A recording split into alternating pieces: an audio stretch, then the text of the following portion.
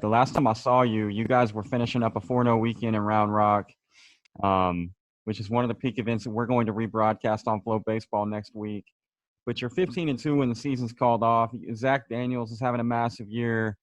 Drew Gilbert, Jake Rucker, Sean Henley, Garrett Crochet, obviously. I mean, I think I just rattled off like 5 guys, and I didn't say the names Solari or Russell, which is to say that you guys were rolling. So I don't know if it'll be cathartic or if it'll be torture, but if you would just take a minute to reflect on this 2020 group and what they meant to you and what they meant, in the process of moving the program forward.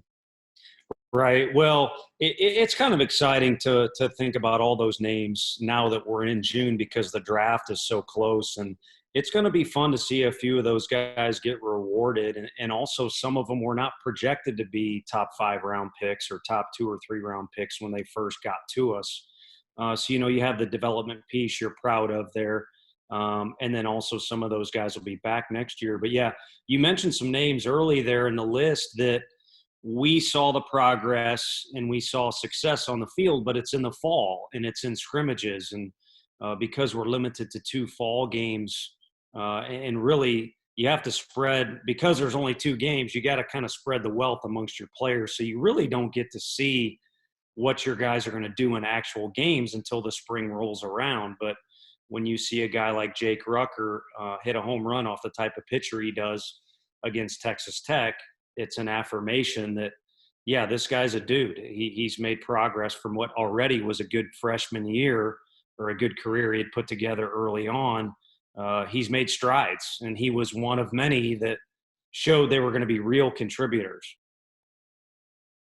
Yeah, no question. I think, the coolest part about watching what you guys did in Round Rock was just having had the conversation I did with Evan Russell a few days before you got there.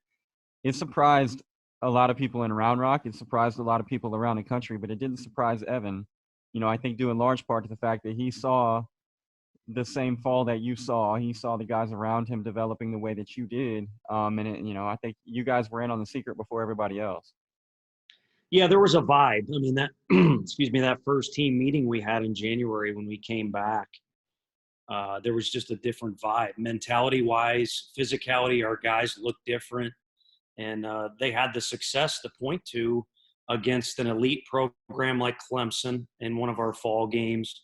And then also just a competitive fall where we really could have put 2 teams out on the field and could have went into the season with either one of those teams and at least competed nicely in our conference, to say the least.